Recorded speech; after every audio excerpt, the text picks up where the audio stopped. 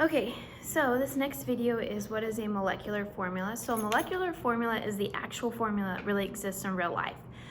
This formula can be an empirical formula because empirical formulas really do exist in real life, but it could be something else that we would need to reduce to get the empirical formula for. And so an example of an empirical and molecular formula would be water. Water's H2O, and there's 2 hydrogens and 1 oxygen. And so we know that that is a real formula that really exists. We really do have water, H2O, right? But then also it is a simple whole number ratio, and so therefore it's also an empirical formula. Okay, so molecular can be empirical, but not all empirical are molecular. And so we learn how to calculate a molecular formula. And so that's the big thing that you really need to know, is to know how to calculate it. And so we have these steps. And so step 1 is to calculate the empirical formula if necessary. So sometimes I'll give you percent or sample data, so you'll have to go through all your empirical formula steps. And so you need to get that empirical formula. And then step 2 is to calculate the molar mass of the empirical formula. Step 3 is to divide the molar mass of the molecular. It'll always be given to you every single time by the empirical formula mass, or molar mass, however you want to look at it. So formula mass and molar mass are the same thing. And then that gives you your ratios. So if they are the same thing, and whenever you divide you get a 1, then the empirical is the molecular. If you get some other number, then that's what the empirical is multiplied by to get to the molecular, so you just need to multiply. So we're going to work an example so you can see that. So the very first thing, the first example we're going to work says the empirical formula of a compound is CHO2. So we have CHO2. Okay, there's our empirical formula.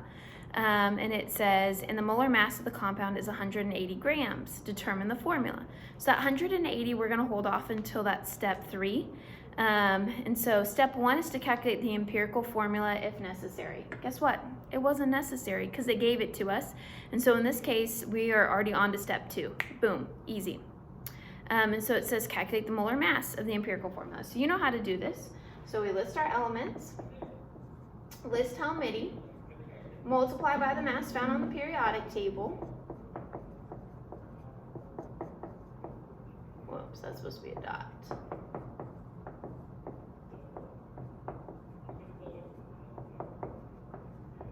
And then add them all together, and we get 45.018.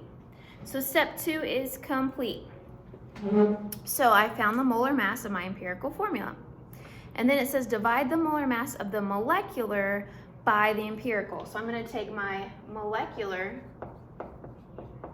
and I'm going to divide it by my empirical. Okay, that means that I type in the calculator my molecular first, then I hit the divide sign, and then I type in my empirical. And so in this case it said, and the molar mass of the compound is 180 grams. So that's the real molar mass, so that means that that is the molecular. So 180 grams divided by the 45.018 grams. Okay, and so then we plug it into our calculator. So 180 divided by 45.018, and we get 3.998, which would round to 4. So it's approximately 4.